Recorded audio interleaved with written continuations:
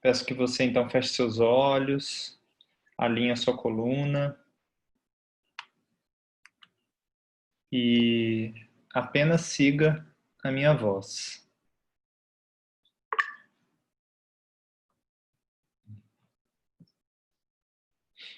Isso. De olhos fechados, pode deixar suas mãos juntas em posição de prece ou com as palmas voltadas para cima. Tome consciência do ar que entra e sai dos seus pulmões. Inspire e expire conscientemente, ativamente, trazendo toda a sua consciência para o seu corpo, ocupando o seu corpo, ocupando esse espaço sagrado de aprendizado. Nós vamos nos conectando com uma corrente de todas as pessoas que estão sintonizadas nesse momento com essa transmissão. E existe um movimento poderoso quando um grupo tem a mesma intenção. Então esse é o momento de você plantar a sua intenção em direção ao autoconhecimento, à clareza, em direção à sabedoria, ao despertar do amor.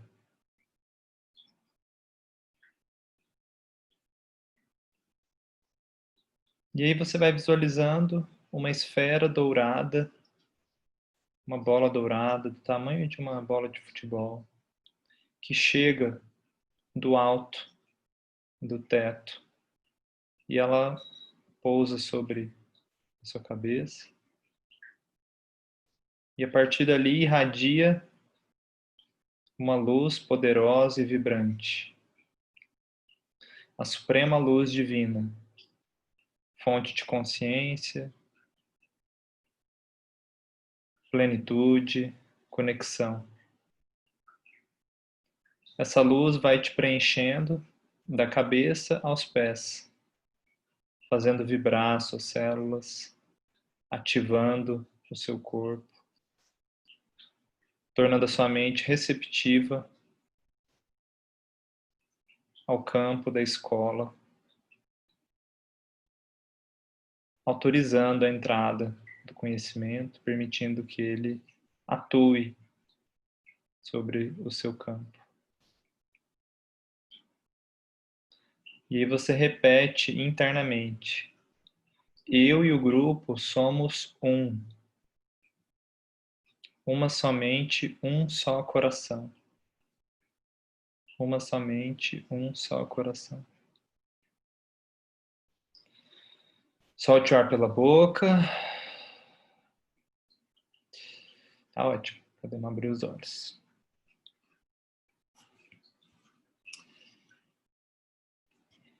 Então, para mim é uma alegria poder começar mais uma turma aqui da Escola do Curador. Se você está fazendo o curso aqui pela primeira vez, então sei que são poucos, a maioria já está fidelizando aí. Se você está fazendo pela primeira vez, eu quero te dizer que esse é um curso vivo. O que é um curso vivo?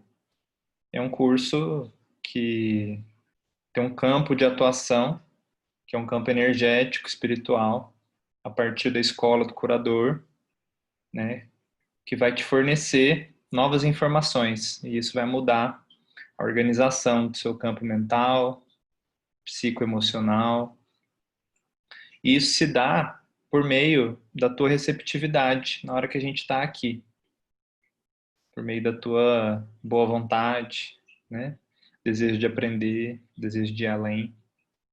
É bem diferente quando você está num curso vivo e você simplesmente vê um vídeo no YouTube, que também tem uma transmissão de informação, mas um curso vivo como esse tem um trabalho por trás, então eu estou aqui para te ajudar. A Escola do Curador existe para ajudar as pessoas a despertar a consciência, a despertar do amor e em algum grau, vou poder fazer isso com você, a gente vai se comunicar, né? Vou criar maneiras de trazer alguns aspectos práticos desse trabalho, onde você vai fazer aí com você.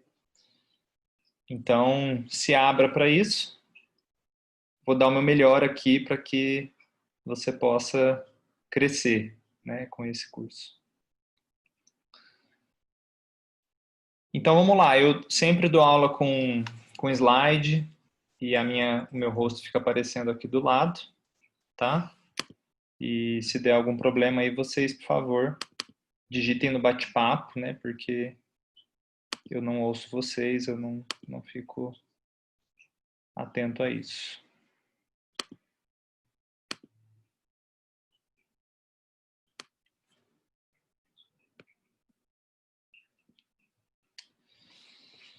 Ai, ai, vamos lá.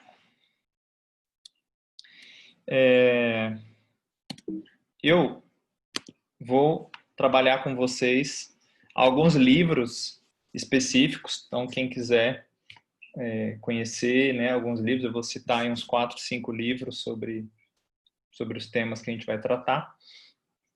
Mas hoje eu já quero começar ampliando a sua visão, indo na direção da live de ontem, para quem acompanhou, que é desenvolver com você uma visão espiritual dos relacionamentos.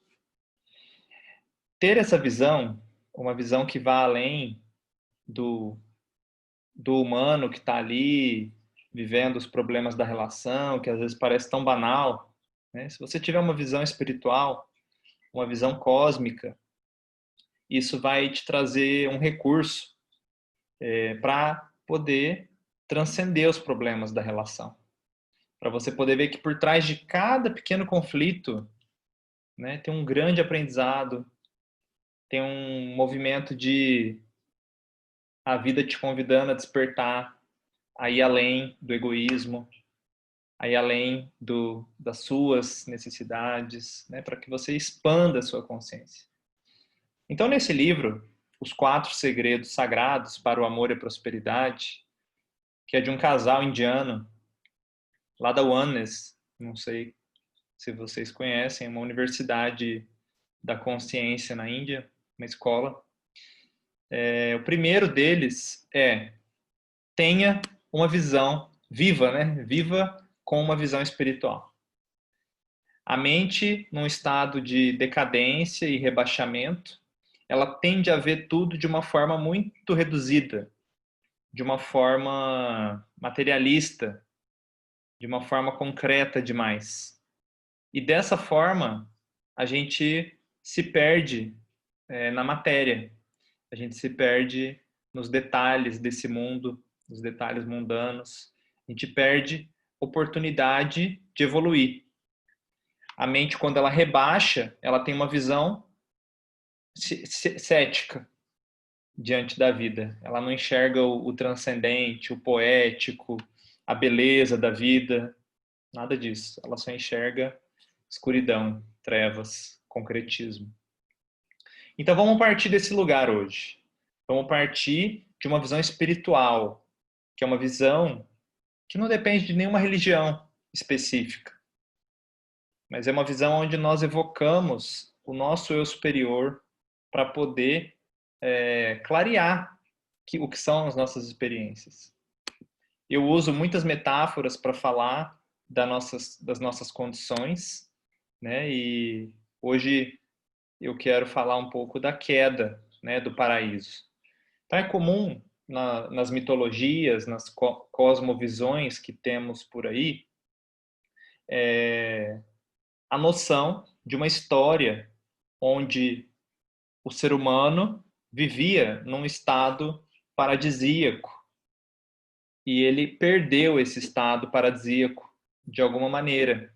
Ele foi punido, ele fez algo de errado, ele abusou de alguma coisa e aí ele perdeu esse estado paradisíaco, né? Na Bíblia todo mundo conhece essa história, né?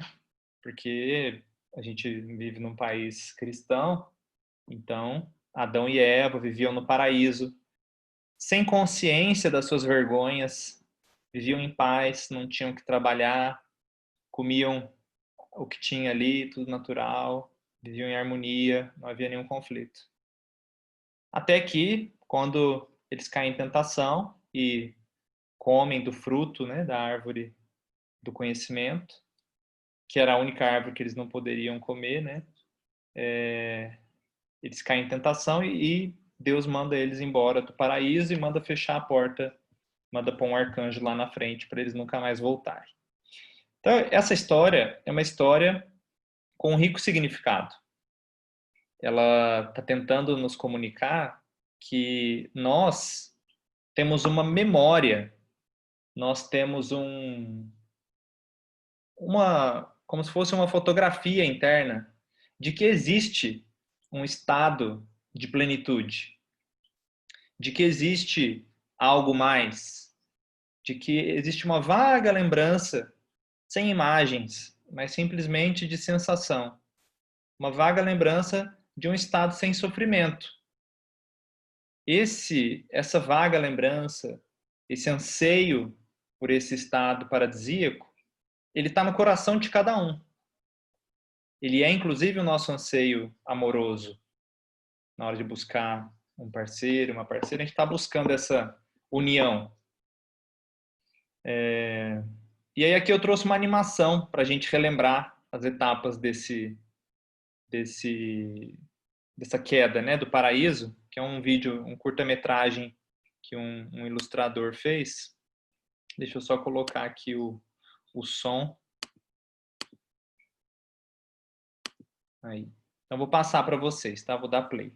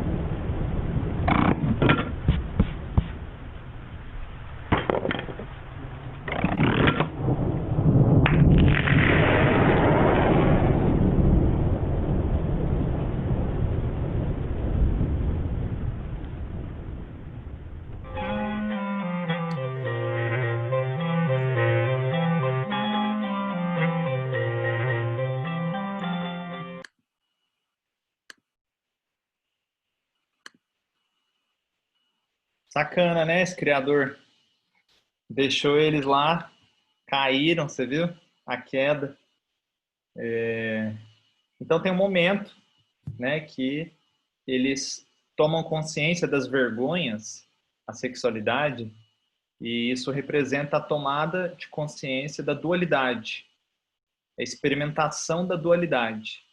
O estado paradisíaco da consciência é um estado de unidade, que nós temos uma memória até biológica disso. Quando a gente estava na barriga da mãe, a gente experimentou algum grau de unidade, algum grau de não ter separação, de não ter que lutar, né, pela sobrevivência. Mas o fato é que todo mundo perde esse estado de unidade. E aí, outras histórias também contam isso, né, como a queda dos anjos, que também é uma história cristã não sei, mas assim, da Bíblia, né, dos primórdios aí do cristianismo, onde Satanás, Lúcifer, na verdade, era um anjo, né?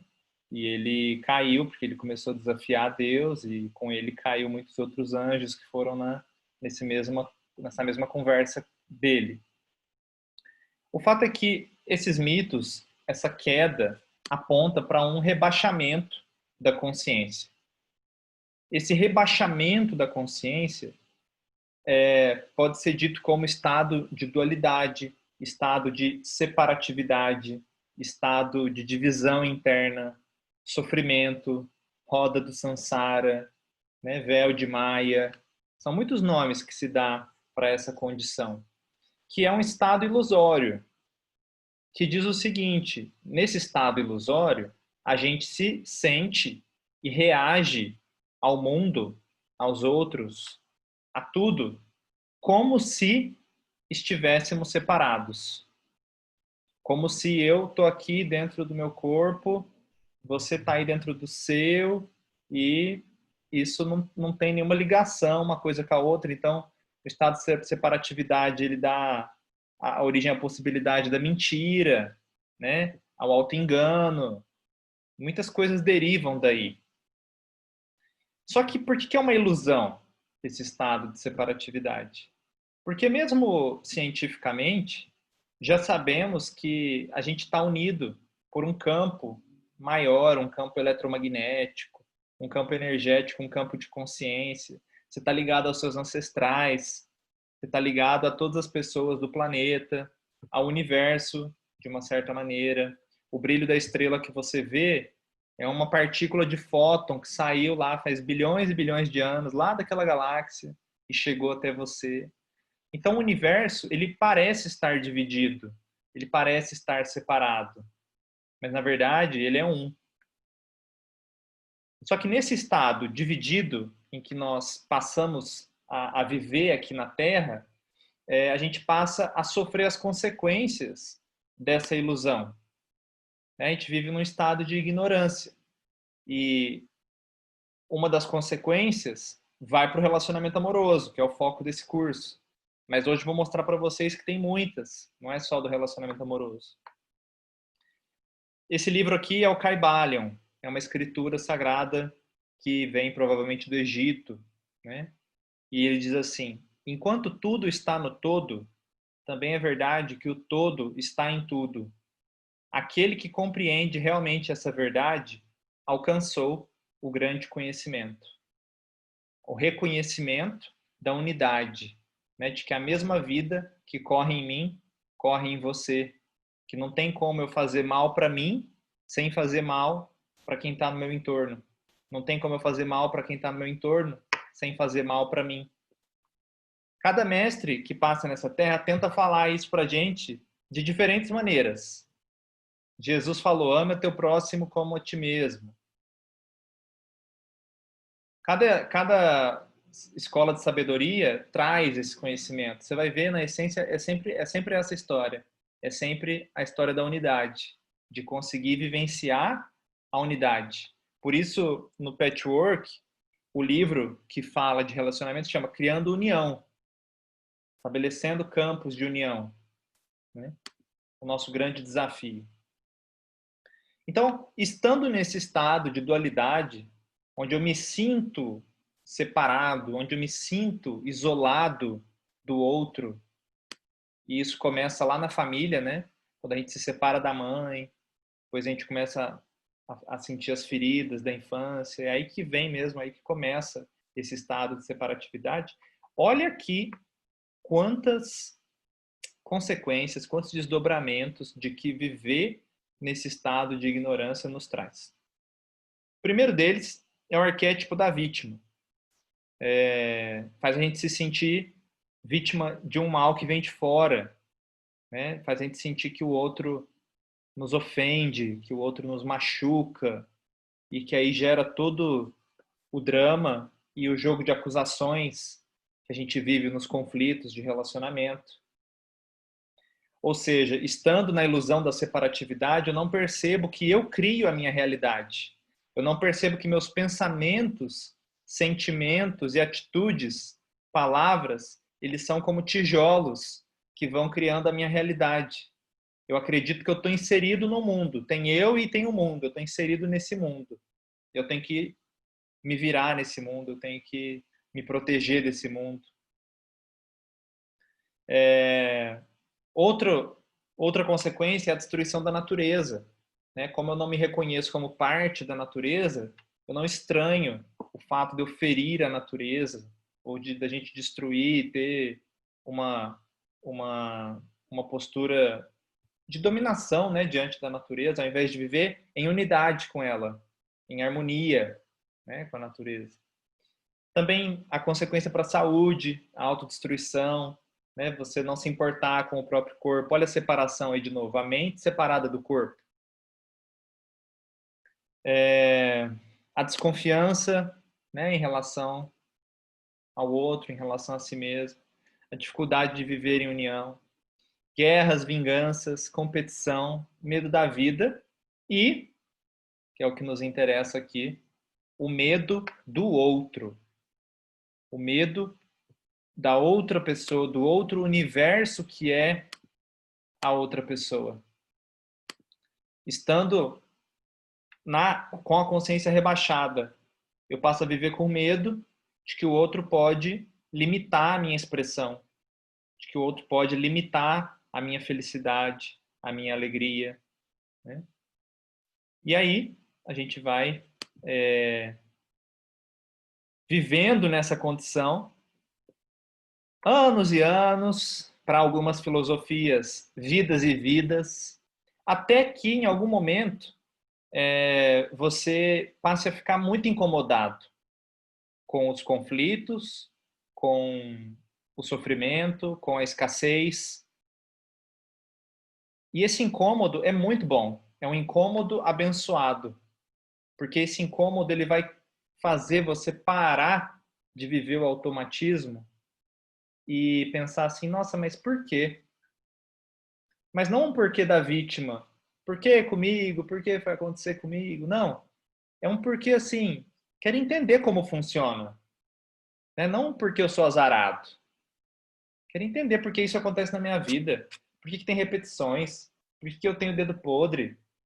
Por que tem frustrações repetitivas? Então, esse momento é um momento em que a criatura se coloca no despertar. É um momento em que ela tem a chance de conhecer, então, como funciona a vida, como funcionam as leis mentais, as leis psicológicas, as leis do relacionamento amoroso, as leis da prosperidade. Pretendo dar um curso ainda que chama As Leis Espirituais da Vida, onde eu vou tratar desses assuntos. Então, aqui, né, no campo dos relacionamentos, também existem leis. Igual tem lei de trânsito, igual tem lei da gravidade e tal, que são óbvias para a gente, mas nós somos ignorantes para algumas leis de relacionamento. São coisas que deveriam ensinar na escola, né? Não agora, que você já passou da escola e tal. A gente deveria saber desde pequeno. Então, esses anjos caídos, né? Nós somos, então, nessa visão, anjos caídos, que Deus expulsou do paraíso, porque a gente ficou orgulhoso lá, querendo tomar o lugar dele e tal. E viemos parar na Terra. O que é a Terra? A Terra é uma escola. Ela é uma escola, um planeta. Os orbes, eles são escolas. Tem umas escolas que te ensinam uns assuntos difíceis, tem umas escolas que ensinam assuntos mais fáceis, provas são mais difíceis. Mas a Terra, ela é um planeta que está a serviço de ensinar as pessoas a amarem. Porque amar significa estar em consciência de unidade. Então, esse é o planeta do amor, planeta do desamor. Você vai viver o desamor para achar o amor no meio desse mar de sofrimento, no meio desse mar de desamor. Porque como você vai conhecer a unidade? Vivendo a dualidade. É assim, esse é o jogo. É o jogo dos contrários. Quer saber o valor de um alimento? Passa fome, aí você vai ver o valor. Quer saber o valor da saúde? Fica doente. Né? Então, a experiência da dualidade, da polaridade, ela nos dá esse contraste para que eu tenha a chance de aprender, então, o amor vivendo o desamor, eu vou saber discriminar o que é um, o que é o outro e poder optar. A consciência mergulha na matéria, experimenta as polaridades e aí ela tem que deliberar. Ai, experimentei a direita e a esquerda, eu quero a esquerda. Experimentei o preto e o branco, eu quero o branco. Entende? Você está na matéria para experimentar o amor e o desamor e conscientemente poder optar se você quer ir para cima ou para baixo. E aqui, então, dentro dessa escola Terra, tem um plano de ensino. Esse plano de ensino tem várias frentes, várias disciplinas que vão ser trazidas. Mas a base de todas elas é o relacionamento. Porque é algo inevitável na vida. Você não consegue viver sem se relacionar. Você vai ter que se relacionar com o meio ambiente, com os vegetais, com os objetos, com os animais, com as pessoas, com coisas mais abstratas, como o dinheiro, né? Com o trabalho, propósito, profissão. Você vai ter que se relacionar com o coletivo. Tudo é relacionamento. De uma perspectiva espiritual, quanto mais evoluída é uma pessoa, mais ela é capaz de se relacionar. Não em termos quantitativos, mas em termos de qualidade de relação. Ela tem riquezas nos relacionamentos. Os relacionamentos passam a ser vistos como riquezas e não fonte de problema, e não fonte de frustração. Né? Se esse é o seu caso, se relacionamento para você parece ser dor de cabeça, parece ser frustração, então tem bastante coisa aí para a gente destrinchar. Tem um nível de isolamento, tem um nível de opção pelo isolamento. Provavelmente porque você está machucado, porque tem experiências que não elaborou. Porque é no relacionamento afetivo, trabalho, amizade, família, que vai gerar um atrito entre eu e você. Vai gerar um atrito onde eu vou poder me reconhecer nesse atrito, onde eu vou reconhecer os meus limites. A mãe, quando toca o bebê, ele sente que ele existe no começo da vida, através do toque. Por isso que a pele da mãe acalma tanto o bebê, porque ele sente ali um contorno. Então, quando a gente se relaciona, a gente entende até onde você vai, aonde o outro começa, né? Isso vai ampliando a sua capacidade de amar, de se realizar, de se expressar. Então, pensando nessas áreas que eu escolhi aqui, que até poderia ter mais, não são todas, como estão essas áreas na sua vida, em termos de relacionamento? Você se sente vivendo prosperidade? Você se sente vivendo crescimento, alegria, realização? Você se sente podendo ser você mesmo nessas áreas? Você se sente capaz de cuidar de você mesmo, que é uma dimensão do amor, o amor próprio? Cuidar de você mesmo nessas áreas, ser gentil com você mesmo fisicamente. Você se sente em harmonia né? Com o trabalho, com o dinheiro, com a sexualidade. Como tá tudo isso?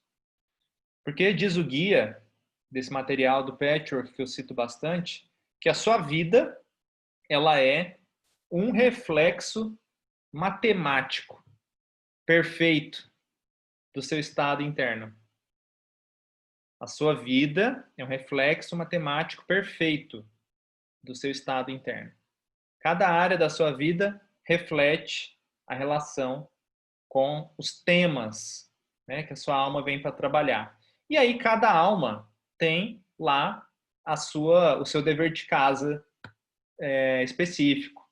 Para algumas pessoas, nessa vida, vão ter que trabalhar muito na sexualidade, outros vai ser a questão familiar, outros vêm para cá para viver uma doença grave e aprender com isso também, vivenciar, né, conhecer o poder da saúde, da doença.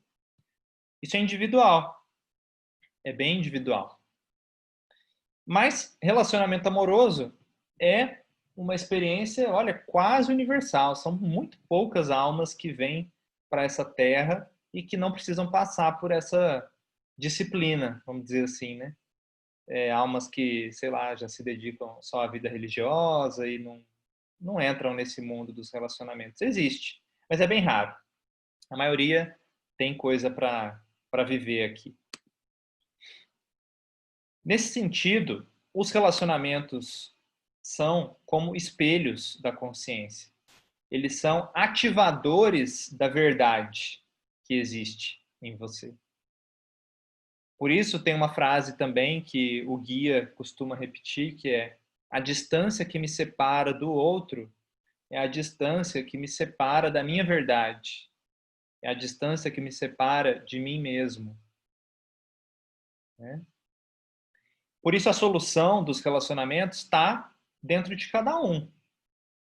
O caminho, como eu estava falando ontem na live, é desenvolver a espiritualidade nesse sentido de investigação, de reforma íntima. É aí que está a cura do relacionamento. Não está em mudar o outro. Porque a gente investe toda a nossa energia em mudar o outro, não é? Usa todo o nosso conhecimento para poder falar, ó, a imperfeição do outro é muito visível aos nossos olhos. Então a gente tem que reverter essa energia e eu vou ensinar aqui para vocês um método, alguns métodos, mas estou pensando em um específico aqui, muito interessante, de reversão do pensamento que tenta mudar o outro, do pensamento acusatório. Uma mulher desenvolveu um trabalho muito bonito, é a Byron Katie, mas não vou falar disso hoje, só estou mostrando aí o que vem por aí. Eu quero realmente dar um recurso para vocês, assim, porque, Léo, na hora que eu tô lá no inferno da acusação, achando que eu vou ser para sempre infeliz se o outro não mudar, né? Como é que eu lido com esse momento, né? Porque esse momento é o ápice da ilusão. É o ápice, é aquele momento que você se vê completamente dependente do outro, você se vê fraco, sabe? Te leva para aquela impotência, aquela dependência. O caminho espiritual pode te dar uma felicidade que venha de você, né? Para que você não fique tão escravo do outro, para que você tenha autonomia psíquica. E aí você possa suportar os defeitos do outro sem que isso signifique o inferno, sem que isso signifique o sofrimento absoluto. O Lao Tse é um sábio chinês, escreveu o Tao Te Ching. Eu gosto muito dessa frase, né? A alma não tem segredos que o comportamento não revele. Então não tem como. Por muito tempo você pode guardar alguns segredos, mas vai aparecer. Pode demorar. Pode demorar, às vezes, 10, 20 anos, 30 anos, mas não tem como. E nesse tempo que a gente está vivendo ainda, energeticamente, está mais rápido ainda. Não está mais demorando 10 anos. Seu segredo, ele pula na sua frente aí rapidinho. Está muito rápido a causa e o efeito, né, na nossa consciência. Está muito rápido de ver como a gente cria a nossa realidade. Ontem mesmo estava atendendo uma pessoa que ela estava querendo sair do trabalho para ter um negócio próprio. e ela é contadora, né? E aí estava lá vivendo seus medos, tinha uma questão muito forte de insegurança, porque sair de um emprego para virar autônoma e tal. E aí ela precisou ir no médico, porque estava com uma dor no braço. E aí, como eu nunca tinha visto médico na vida, o médico nem sabia que ela era contadora e tal, de repente o médico plantonista começa a falar da vida dele, fala que ele está enroscado, um problema lá com o advogado, estava precisando de um contador, porque o contador dele passou a perna nele e tal, e ela ali, né? Então, assim, a vida jogando no colo, né? Falando, ó, tá aí. Ela aproveitou a oportunidade, falou, ó, eu sou. Se quiser, ó, manda para mim, acho que eu posso fazer seu serviço. Aí o médico, ô, que bom, nem precisei sair daqui, né, para ir atrás do que eu precisava. Olha que legal. Comigo também já aconteceu várias vezes. Às vezes eu tô precisando, sei lá, de uma coisa e um paciente novo chega e fala, eu sou... Uma vez eu estava precisando de uma pessoa para trabalhar o marketing comigo. E aí naquela semana chegou uma paciente, queria fazer terapia, mas não tinha dinheiro, aí a gente fez a troca. Ah, eu trabalho com marketing, então você faz a parte.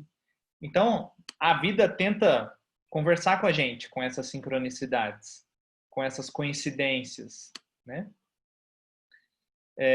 Mas já entrando aqui mais detalhadamente, né, na questão do relacionamento, nós nascemos então nesse mundo, como a gente caiu lá do estado paradisíaco, mas a gente tem uma vaga memória daquilo, a gente nasce aqui com essa memória desse estado de união, mas ela aparece de uma forma distorcida, né? Que é o anseio de amor exclusivo. A criança nasce querendo amor exclusivo, querendo ter todas as suas necessidades atendidas. É isso que significa amor exclusivo. Basta ela crescer um pouquinho para ela entender que não vai ter as suas necessidades atendidas, né? E aí é isso que dá origem à personalidade, a partir dessa ferida do amor exclusivo. E essa palavra é muito interessante, exclusivo. É um amor que exclui os demais. Porque é um amor baseado, né, na oposição entre o eu e o outro. Se eu tiver, né, se o outro tiver, vai ter menos para mim. É uma crença na escassez, né? Então, é a base do egoísmo, é o anseio de amor exclusivo. Com o tempo, as aulas, vocês vão entender a dimensão espiritual desse anseio que vem com a criança e o choque na matéria, a hora que ela vem e descobre que não existe esse amor exclusivo. Mas eu peço um pouco de paciência para que você possa compreender todos os níveis disso. Tem um nível psicológico, tem um nível espiritual de entendimento. Vamos ficar mais no psicológico agora. O amor exclusivo, né, que quem tem filho sabe como é, né, o filho acha que os pais podem dar felicidade para ele, os pais podem a qualquer momento satisfazer as necessidades dele. E essas sucessivas frustrações que a gente vai vivendo do amor exclusivo, elas vão colocando a gente numa ordem da realidade, né, de que não tem só eu nesse mundo. A criança ela é autocentrada, ela é egoísta, né, um egoísmo natural. Toda criança é egoísta. Ela ainda não tem condições de abarcar que tem ela, tem o outro e que tem para todo mundo. Porque a cura, quem conhece a constelação, a cura está na inclusão, não está na exclusão. Todo movimento de exclusão gera compensação. Então, o meu movimento de cura é abrir o meu coração para que ele caiba o outro, para que ele caiba meus pais, para que ele caiba o parceiro, a família, os irmãos, até que um dia, num estado de sabedoria, ele possa caber a humanidade, né? Você ter o desejo de servir ao todo e não mais só a sua família e a você, né? Então o amor ele vai ampliando conforme o nosso coração vai crescendo. E aí eu vou mostrar um vídeo para vocês, gente, bem interessante aqui, de uma menina, essa ferida aí do amor exclusivo. Olha só a situação. A menina, filha, achou o álbum de casamento da mãe. E aí ela viu que a mãe, que foi uma menina, entrou lá de daminha nesse dia do casamento. E ela ficou muito chateada. Ela nem tinha nascido ainda, não estava nem. Acho que a mãe não estava nem grávida. Ela teve um ataque de ciúmes da menina por a mãe ter deixado ela participar do casamento. Olha só a cena. Porque ela foi no seu casamento e eu não queria ir no seu casamento. Mas você tava só no meu coração, amor. Tu não tava, tu tava nem na barriga da mamãe, amor. Quem que você tá falando?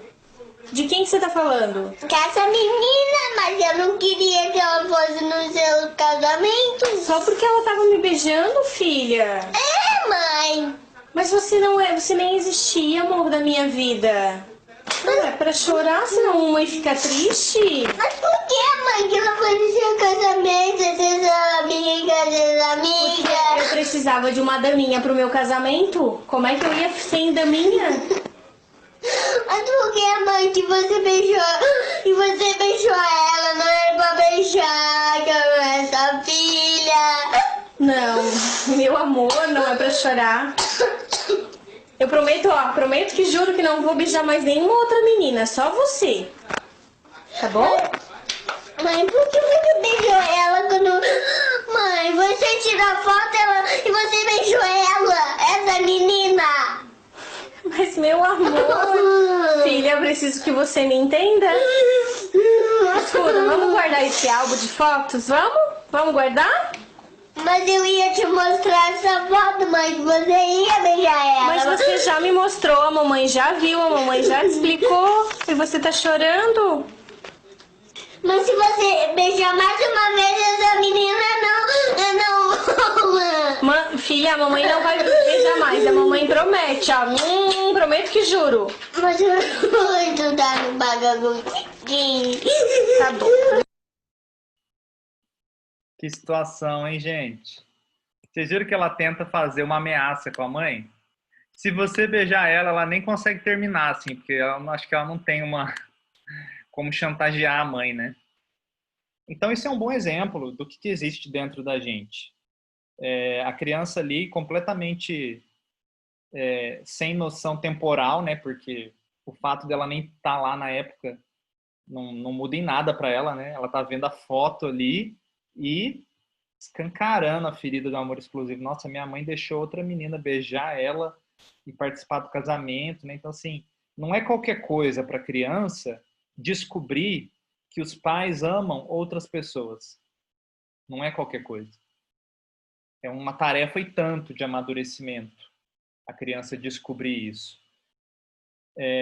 Mas ela não descobre 100%. A gente vira adulto e continua querendo algum grau de amor exclusivo.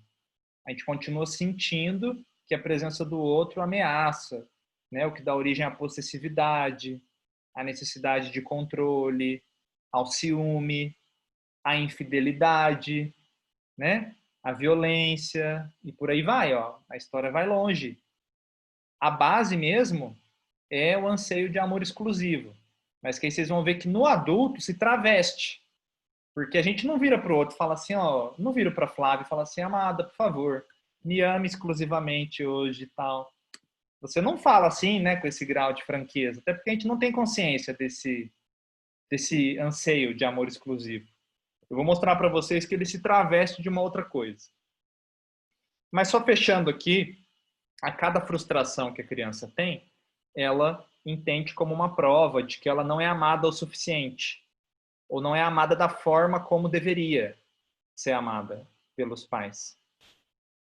Ela vai tirando essa conclusão repetidas vezes. Por isso que ela dá birra, né? Por isso que ela reage com violência quando os pais colocam limite, falam não para alguma coisa. Então, o movimento que eu quero promover em vocês é o de inclusão, é o de aumentar o coração, para que você consiga amar mais, amar o outro com as imperfeições dele, amar você com as suas imperfeições.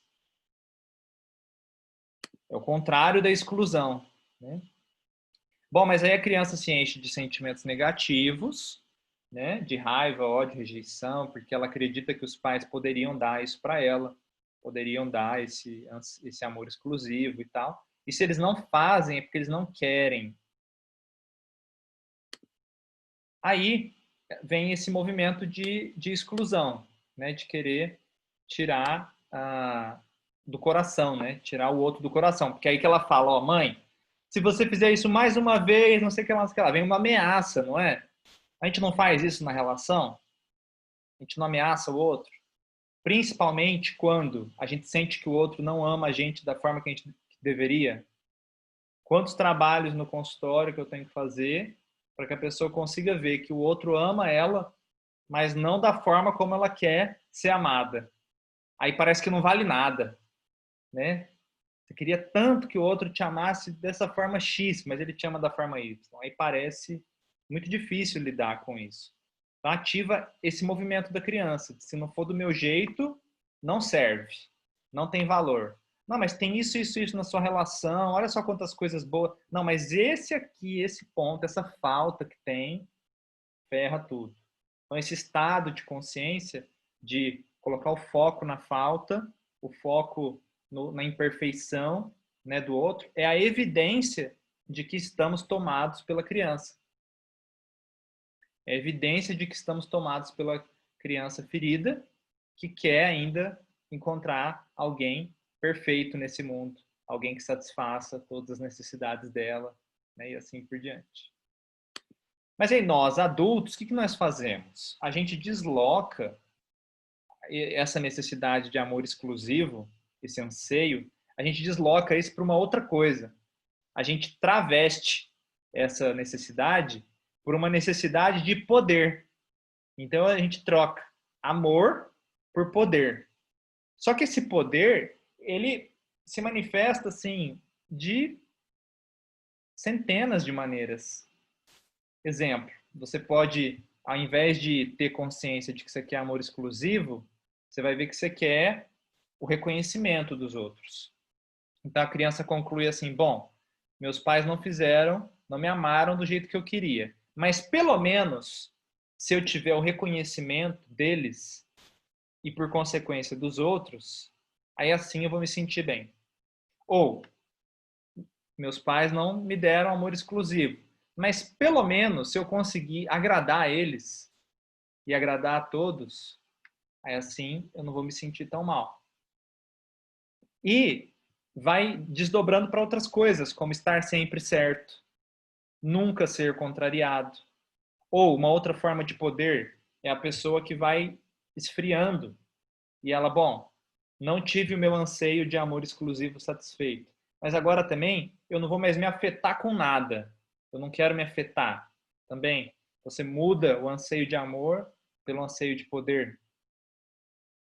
E aqui a gente pode ir desdobrando. Você vai localizando aí a sua necessidade deslocada. E aí é uma necessidade falsa. Ela é falsa porque ela está distorcida. Ela é demais, sabe? Por exemplo, a gente precisa de reconhecimento em algum grau. Mas o grau natural de reconhecimento que a gente precisa é se sentir visto pelo outro, sentir que você existe na vida do outro. É uma dose assim.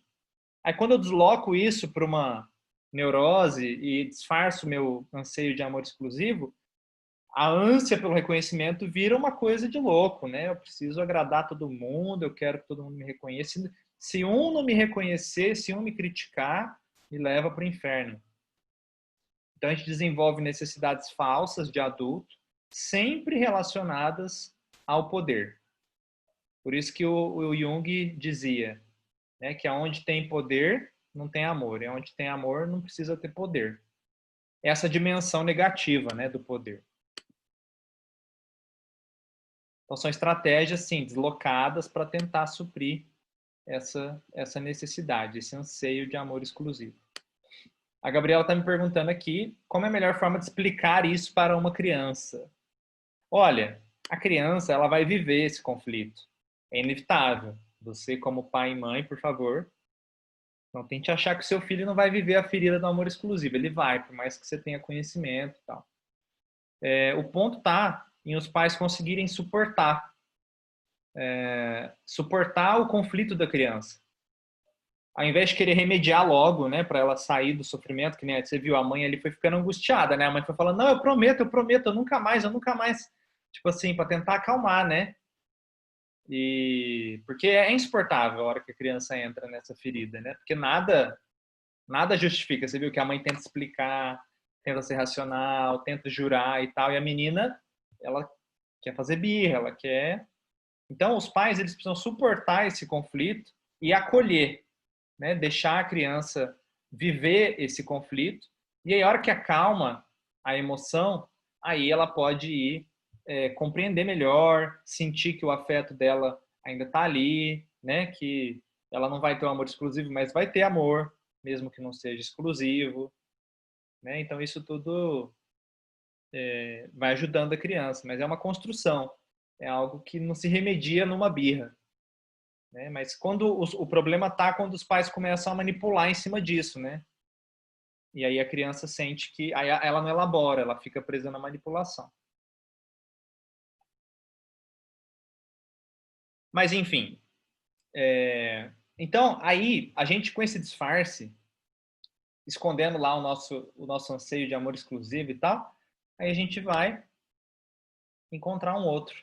A gente vai em busca de um relacionamento, de um parceiro. A gente começa na adolescência, ali pré-adolescência, a despertar para o relacionamento, a despertar um anseio amoroso, né?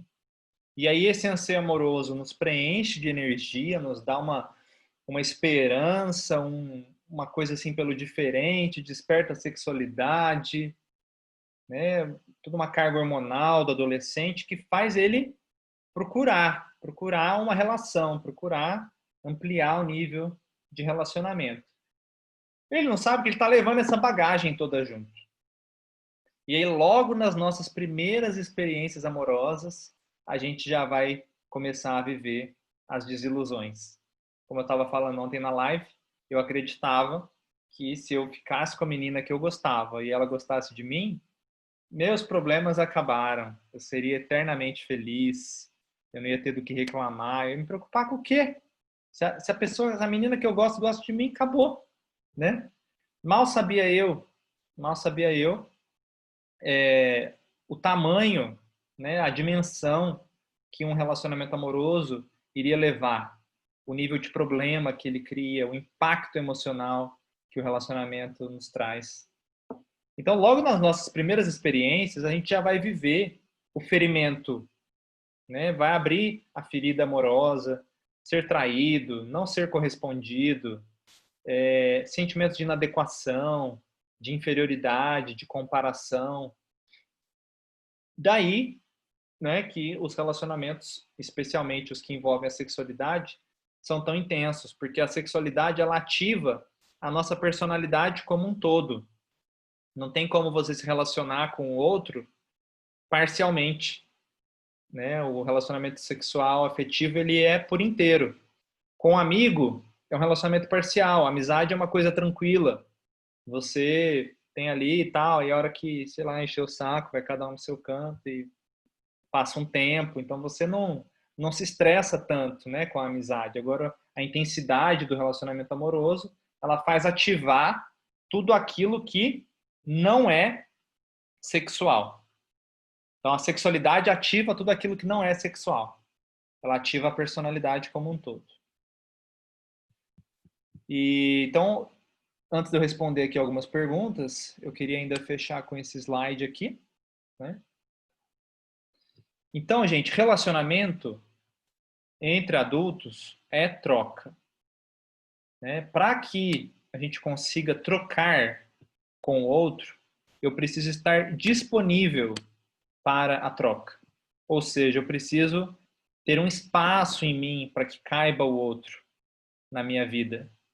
Eu preciso ter um espaço no meu campo para que entre ali uma pessoa. E sabe a razão de que muitas pessoas estão sozinhas e mesmo querendo, conscientemente falando, não, eu quero ter alguém, é o que eu mais quero e tal, tenho um anseio. Mas por que você não tem ninguém? Não, estou tentando. Geralmente, essas pessoas que estão sozinhas é porque já tem alguém ali. Já não, ainda tem alguém ali no campo. Quem que está do seu lado? Você pode estar casada ainda com o seu ex, ele pode estar ocupando esse campo. Você pode estar casado com pai e mãe, pode estar casado com trabalho, pode estar casado, sei lá, com a igreja, igual o padre, né, simboliza lá que ele está casado com a igreja. Porque quando você encerra o ciclo anterior, naturalmente você se disponibiliza para o novo. Fechou um ciclo na vida, ó. Formei, virei psicólogo, acabou o meu ciclo com a faculdade. Se eu fechei, passei a chave, então naturalmente a próxima porta se abre para mim. Eu me torno disponível para ser psicólogo a hora que eu concluo o vínculo anterior. Quando eu termino um relacionamento anterior, aí ele cicatriza, eu estou disponível de novo para a vida. Então, quem não se relaciona, quem não consegue se relacionar, não está disponível. E a causa dessa indisponibilidade é ou tem alguém ali que a pessoa está casada e não sabe, pode ser o ex aí, como eu falei, pode ser pai e mãe, ou ela está despolarizada. Ela está com o feminino fraco ou com o masculino fraco. E aí, por magnetismo, você não atrai alguém, porque a sua carga está fraca. Como se você fosse o polo de uma pilha. Para fechar o circuito, né, tem que ter carga, senão a pilha não liga a lâmpada. Né? Então, são os principais motivos que eu vejo como terapeuta são esses. E às vezes pode ser os dois juntos. Às vezes a pessoa está ainda presa num vínculo anterior, né? E também está despolarizada. Ela está com o feminino ferido, masculino ferido, e aí não atrai. Então, eu quero trazer essa reflexão, porque eu quero começar a captar o campo de vocês. Lá no grupo do WhatsApp eu vou abrir depois para cada um falar, porque eu quero saber quantos solteiros nós temos no grupo, quantos casados, quantos enrolados, quantos amantes, né? Preciso saber aí algumas informações para poder ir dirigindo o curso, tá? Para que ele seja mais aí adequado para a alma do grupo. Aí a Estela me pergunta assim: o que fazer para deixar esta ferida de desejo de amor exclusivo e agradar o outro? Olha, boa pergunta. O que seria os pais manipularem no caso da criança vivendo a ferida de não ser amada exclusivamente? Tá. Então, Estela, o que fazer para deixar esta ferida do amor exclusivo? O caminho que eu estou trazendo para vocês é um caminho de retorno. A grande ilusão é que a gente procura esse amor exclusivo fora da gente. E fora, você não vai encontrar esse amor exclusivo. Mas existe um lugar onde esse amor exclusivo existe. Dentro de você, ele existe. Um amor exclusivo. Você acredita? Um amor próprio é um amor exclusivo. Quando você pode se amar, o seu amor direcionado para você, você vai senti-lo. Vai sentir que isso preenche esse anseio da criança. Quando o coração está preenchido de amor próprio. E aí o amor ao outro é um transbordamento desse amor próprio. Ele não vem para que o outro me ame. Eu vou para a relação para compartilhar amor. Não para tirar do outro o que ele talvez não tenha. Obrigar o outro a me dar, eu fico lá espremendo. Não, você tem que ser assim e tal. Tentando fazer o outro dar o que ele não tem. Isso é um movimento ilusório. Então o caminho espiritual é fazer o movimento contrário. E é necessário um treinamento psicoemocional, um treinamento para que você possa mudar a sua vida de direção. Porque você está condicionado anos e anos a ficar procurando fora, procurando fora, procurando fora. E o caminho é procurar dentro. Esse é o caminho. Então a gente vai percorrer esse curso para treinar mais, né? Que alguns aqui já são treinados, mas é sempre bom, né, treinar um pouco mais. Você vai ficando aperfeiçoando esse movimento, pegando pequenas brechas onde você ainda cai nessa ilusão, né? E para quem está começando agora, vai pegar o jeitão também da coisa. E aí a Raquel pergunta: o que seria os pais manipularem no caso da criança vivendo a ferida? Vou dar um exemplo de manipulação. Então a criança, quando ela experimenta carência, ela entra num nível de sofrimento e muitas vezes os pais não sabem como lidar com isso, porque isso provoca a criança deles também, por falta de conhecimento, enfim, por falta de condições e não sabe como lidar. Aí, o que o adulto faz? Ele vai criando condições para o filho, para a filha ser amado. Então, fala assim, por exemplo, a pessoa depois que fica querendo agradar a todo mundo, é porque ela absorveu na infância de que se ela agradar os pais, se ela não desagradar a eles, se ela falar sim para eles e tal, ela vai ter um pouco de amor. Então, isso é uma manipulação. Todos nós fomos manipulados. E não é de um jeito maligno, psicopata e tal. Não é esse tipo de manipulação. Manipulação inconsciente. Né? O filho, ele exaure os recursos dos pais e eles usam o recurso que tem, que é usar o poder que eles têm. Né? Então, a gente passa por isso. A gente passa por essa manipulação, onde o amor fica sujeito a uma condição. Né? Eu tenho que ser bonzinho, eu tenho que ficar quietinho, eu tenho que ser uma boa menina, eu tenho que ser um bom menino. Isso são os exemplos, né? De cada... Só que é individual, cada um vai absorver de uma maneira na família essa condição para receber o amor.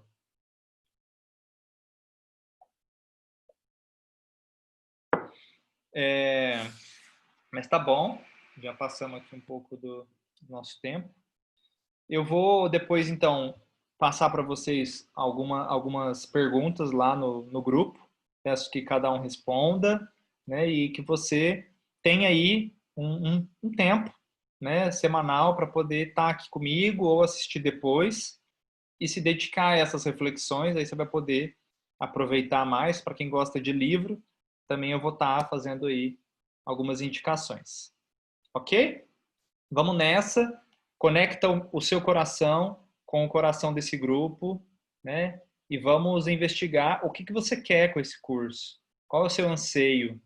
Né? Como esse curso vai poder te ajudar? Vamos localizar isso, tá bom? Então, gratidão. Até semana que vem.